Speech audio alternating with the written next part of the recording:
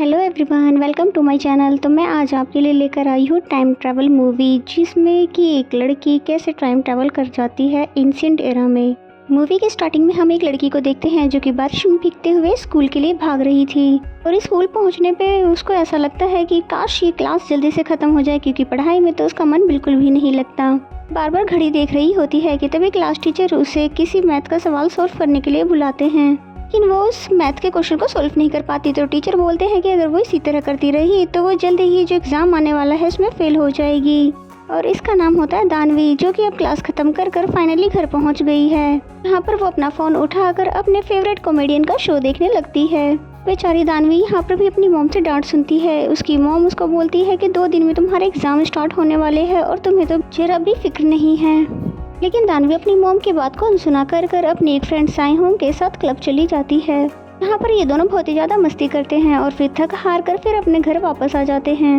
And then हमें next day का दिखाया जाता है, जहाँ पर दानवी पूरी तरह से तैयार होकर स्कूल बैग रेडी कर एग्ज़ाम देने के लिए जा रही होती है। फिर दानवी की माँ आकर उसके बैग में कुछ खाने की चीज़ें रख देती है और उसको अच्छे से ऑल द बेस्ट कहकर फिर घर से रवाना करती है।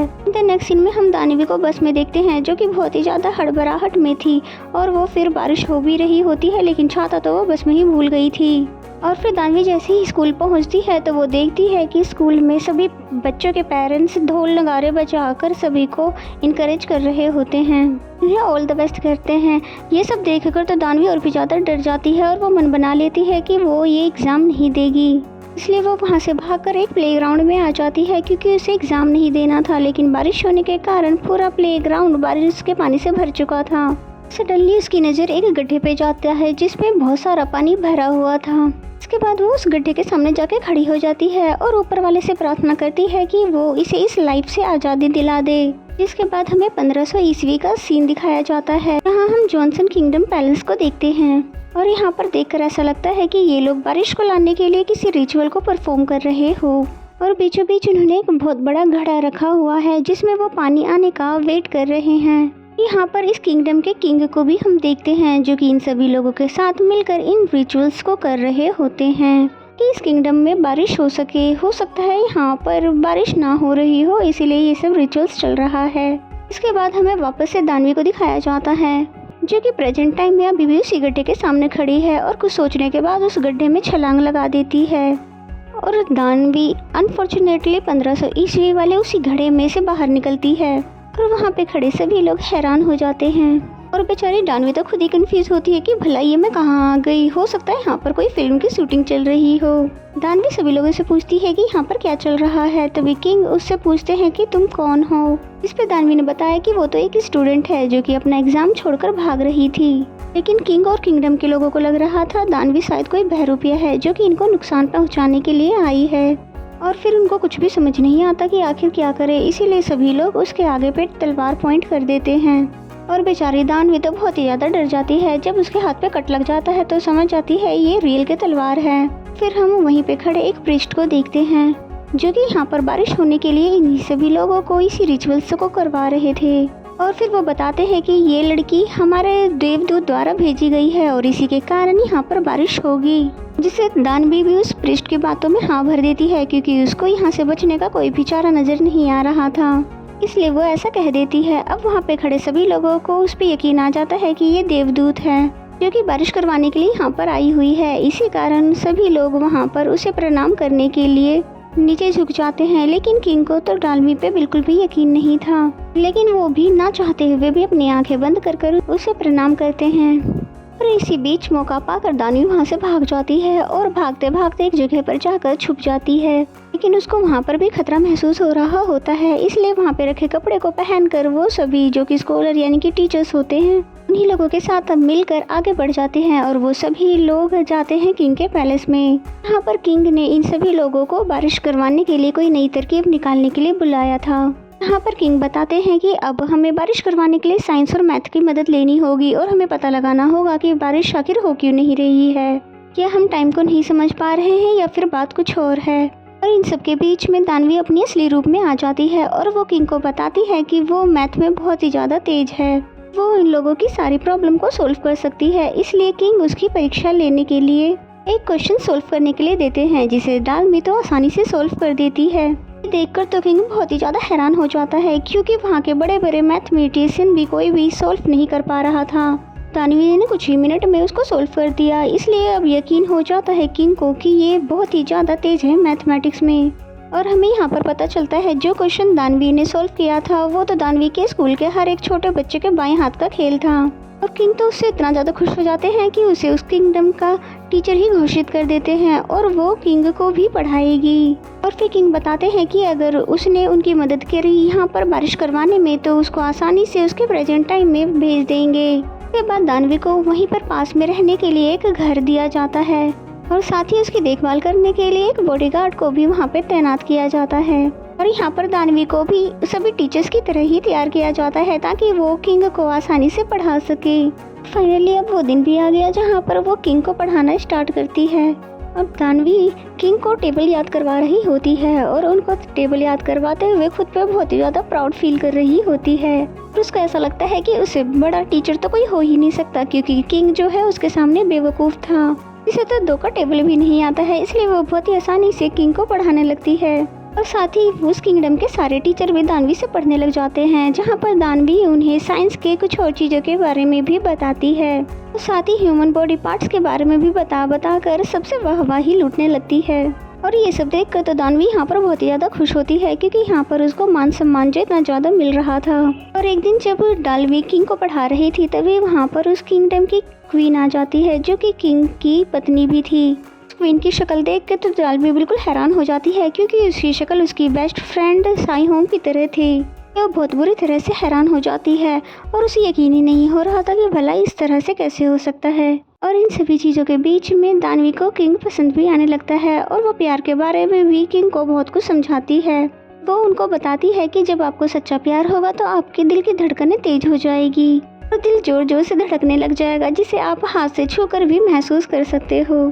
फ्रेंड्स, कभी क्या आपके साथ ऐसा हुआ है? अगर ऐसा हुआ है तो प्लीज़ कमेंट करके बताएं। और किंग भी उसकी बातों को सुनकर सीरियस ले लेता है और दानवी तो किंग के साथ खुद को बहुत ही ज़्यादा सिक्योर महसूस करती है। जिसके बाद हम किंग और दानवी को देखते हैं जो कि मैथमेटिक्स का कोई सवाल सोल्व कर रहे थे। तभी किंग दानवी को एक संतरा देता है, जिसे तो दानवी 1 सेकंड में ही छील कर खा जाती है।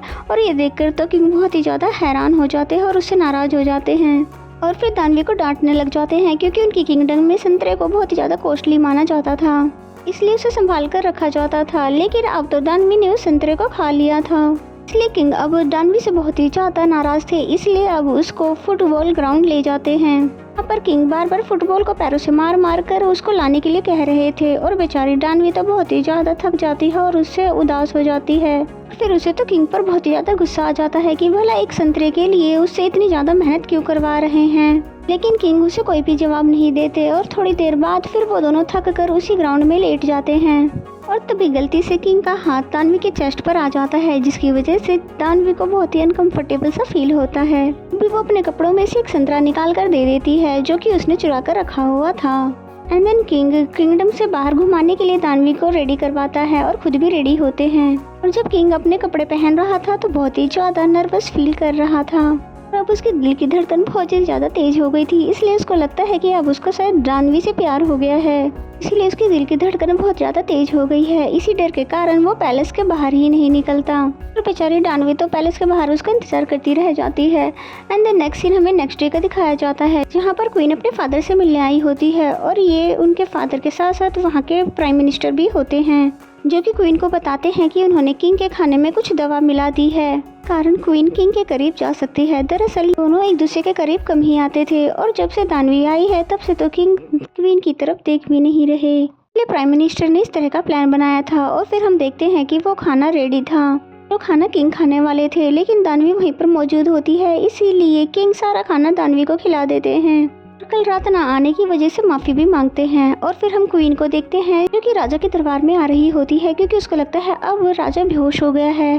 दानवी क्वीन को देखकर वहाँ पर छुप जाती है और क्वीन किंग को सेड्यूस करने लगती है, लेकिन किंग तो उसे साफ मना कर देते हैं। दूसरी तरफ हमें दानवी को दिखाता है जो कि बेहोश होने लगी थी, क्योंकि उसने वो नशीला खाना जो खा लिया था। अब दानवी की हालत बहुत ही ज़्यादा खराब थी। क्वीन भी समझ जाती है कि वो बेहोशी वाला खाना दानवी ने खाया था, इसी कारण वो यहाँ से चली जाती है। अब दानवी अजीब सी हरकतें करने लगती है नशे में अपने दिल की जाहिर कर देती है सारी फीलिंग और बताती है कि मैं आपसे बहुत ज़्यादा प्यार करती हूँ। किंग के गले लग जाती है और साथ ही उनके ही बेड पर जाकर सो भी जाती है।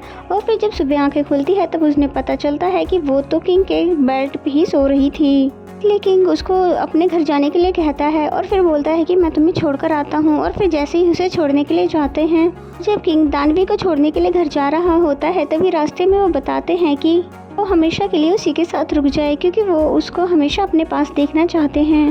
वो उसे बहुत सारी चीज़ें भी देगा, जिस पे दानवी बोलती है लेकिन मैं तो यहाँ पर सिर्फ कुछ दिनों की ही मेहमान हूँ, क्योंकि उसे वापस अपने घर भी जाना है। और इन दोनों की बातें कोई छुपकर बहरूपिया भी सुन रहा था।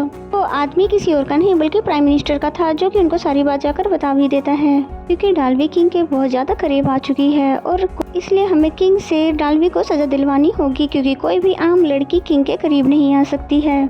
नेक्स्ट सीन हम नेक्स्ट मॉर्निंग का देखते हैं, जहां पर प्राइम मिनिस्टर के कहने पर कुछ लोग दानवी को गिरफ्तार कर किंग के सामने लाते हैं। प्राइम मिनिस्टर वहीं पर मौजूद होता है, जो कि किंग को बताता है कि दानवी ने उनका कोई इक्विपमेंट चुराया है, जिससे हम बारिश को नापा करते थे और वो किसी गमले की तरह नजर आता था।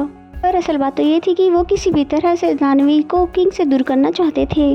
वो दानवी पे इस तरह का इल्जाम लगा रहे थे और फिर वो बोलते हैं कि दानवी को इस किंगडम से वापस भेजना होगा, नहीं तो ये हम लोगों के लिए खतरा साबित हो सकती है। और साथ ही बताते हैं कि किंग को भी इस लड़की से अब दूर रहना चाहिए, जिसपे किंग बताते हैं कि दानवी बहुत ही ज़्यादा इंटेलिजेंट लड़की है, इसलिए वो उसके साथ रहते हैं ताकि उससे अच्छी अच्छी चीज़ें सीख सके, इससे अपनी किंगडम का भला कर सके। तो ये बातें सुनकर प्राइम मिनिस्टर बोलते हैं कि अगर दानवी इतनी ज़्यादा इंटेलिजेंट लड़की है तो उसे एक टेस्ट देना होगा और हमारे लिए एक वाटर क्लॉक बनाना होगा। हम लोगों को नहीं पता कि टाइम कैसे देखा जाता है। इसके साथ ही वहाँ पे खड़े जितने भी लोग होते हैं इस बात को लेकर सीरियस हो जाते हैं। किंग भी उनकी बातों को मान लेता है और फिर वो कहते हैं कि जब तक दानवी उस वाटर क्लॉक को नहीं बना लेती वो पैलेस के अंदर नहीं आ सकती। हम दानवी को देखते हैं जो कि बहुत ही ज़्यादा दुखी थी, क्योंकि वो किंग से भी नहीं मिल पा रही थी।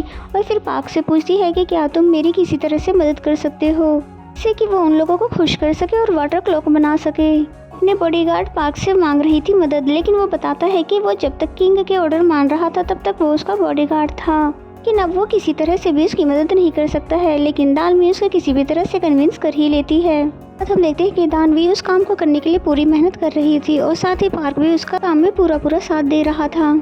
इसी तरह से बहुत दिन की मेहनत के बाद फाइनली वो उस वाटर क्लॉक को बना ही लेती है। बाद हम देखते हैं कि किंगडम में बारिश भी शुरू हो चुकी है और बारिश जैसे ही शुरू होती है तो किंग भागते हुए दानवी के पास आते हैं, क्योंकि उन्होंने बहुत दिनों से दानवी को देखा नहीं था और उन्होंने एक वादा भी किया था कि जब बारिश शुरू होगी तो वो दानवी अपने घर चली जाएगी। किंग को लगता है कि डार्बी भी घर जाने वाली होगी, इसलिए भागते हुए आते हैं और उसको गले से लगा लेते हैं। साथ ही उसको बता भी देते हैं कि वो उसको कितना ज़्यादा प्यार करते हैं।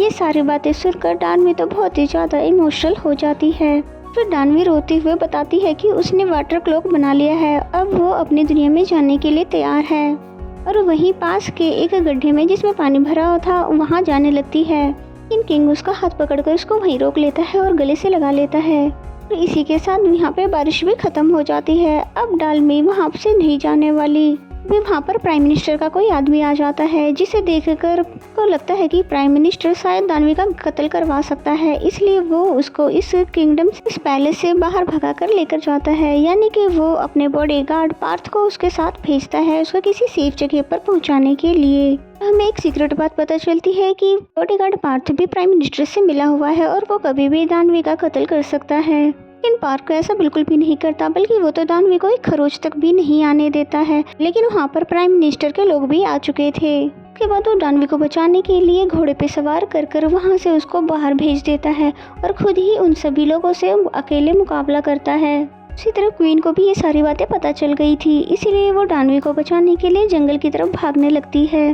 क्वीन को भी समझ आ गया था कि किंग भी दानवी को ही प्यार करते हैं, इसीलिए वो उसको बचाने के लिए जंगल में पहुँच गई थी। फिर पार्क के पास आकर बहुत ज़्यादा नाराज होती है कि भला तुमने मुझसे किंग और दानवी के बीच की बात क्यों छुपा कर रखी। लेकिन पार्क उनकी कोई भी सवाल का जवाब नहीं देता, बल्कि क्वीन को वहाँ से लेकर चला जाता है। फिर हम दानवी को देखते हैं जो कि जंगल से बहुत ज़्यादा दूर आ गई थी और वहाँ पर किंग भी पहुँच जाते हैं। फिर वहीं पर बैठकर वो दोनों कुछ बातें करने लग जाते हैं, जहाँ पर दानवी बताती है कि मैं कोई मैथमेटिशियन नहीं हूँ, बल्कि मुझे तो मैथ से बहुत ज़्यादा घबराहट होती है। तो उसकी बातें सुनकर किंग भी खुश हो जाता है। इसके बाद तो किंग को लगता है कि डानवी बहुत ही ज़्यादा इनोसेंट गर्ल है। तभी डानवी भी उन्हें आई लव यू कह देती है, और क्योंकि किंग भी अब उससे प्यार करता है इसलिए ये दोनों एक दूसरे को किस करने लगते हैं। नेक्स्ट मॉर्निंग हम देखते हैं कि किंग डालमी को लेकर किंगडम पहुंच जाते हैं, यानी कि पैलेस में आकर वो सभी को बता देते हैं कि डालमी ने वाटर क्लॉक बना लिया है।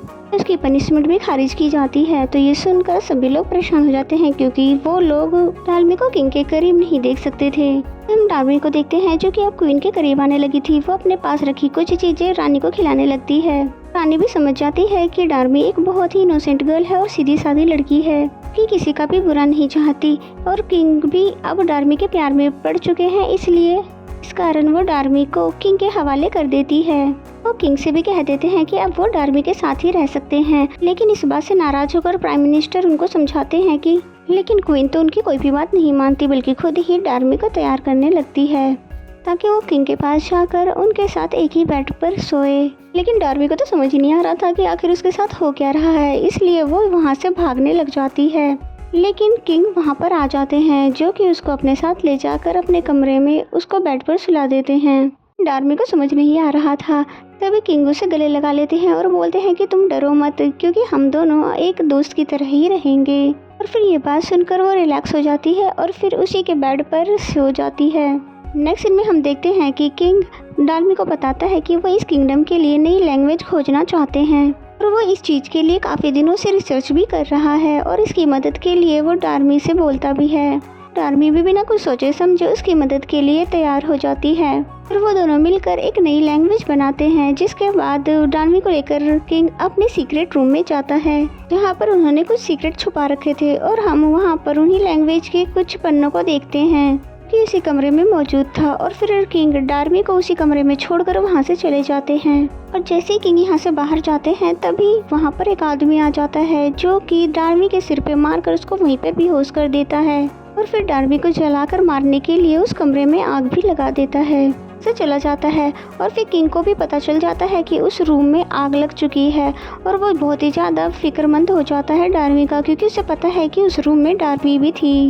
हम किंग को देखते हैं जो कि किसी भी तरह से डार्मी को वहाँ से निकाल लेते हैं, और फिर हम डार्मी को देखते हैं जो कि पूरी तरह से ठीक है। डार्मी को वो तलवार इसलिए नहीं लगती क्योंकि उसके बैग में रखे मैथ की बुक से वो टकरा कर रुक जाती है। इसके बाद किंग उन सभी विद्रोहियों को सजा देते हैं, जो कि कोई और नहीं बल्कि प्राइम मिनिस्टर के ही लोग थे, जिन्होंने डार्मी को मारने का प्लान बनाया था। इन्हें उन सभी लोगों को सजा दे दी थी। अब इस किंगडम में सब कुछ ठीक था। वहाँ पर बारिश भी हो चुकी थी, और साथ ही वहाँ पर नया वाटर क्लॉक भी बना दिया था, और किंगडम के लिए नई लैंग्वेज भी बन चुकी थी। और इस तरह से डार्मी अपने सारे काम निपटा चुकी थी। अब वो अपने घर जाना चाहती थी, क्योंकि उसको अपनी माँ की बहुत ज़्यादा याद आ रही थी, साथ ही अपने फ्रेंड्स की भी। और वो तय करती है कि अब उसको उसकी अपनी असल ज़िंदगी में चले जाना चाहिए। डार्मी सारी बातें किंग को बता देती है। वो उसको बहुत ही ज़्यादा रोकने की कोशिश भी करते हैं, लेकिन वो ऐसा कर नहीं पाते। कहीं न कहीं डार्मी भी यहाँ रुकना चाहती थी, लेकिन वो अपनी माँ को बहुत ही ज़्यादा मिस कर रही थी। फिर थोड़ी देर बाद डार्मी कुछ किंग को पन्ने देती है, जो कि कमरे में जलने से पहले उसने उनको लिख लिया था। इसके बाद किंग डार्मी को लेकर एक बहुत ही बड़े ब्रिज के पास जाता है। हाँ, डार्मी किंग को किस करती है और अपने प्रेजेंट टाइम में पहुंच जाती है।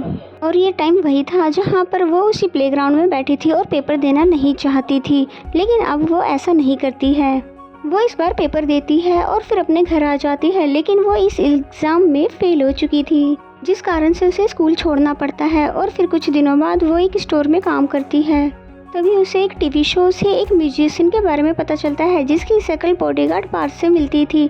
तो वो समझ जाती है कि वो इस जन्म में एक म्यूजिशियन बनकर आया है।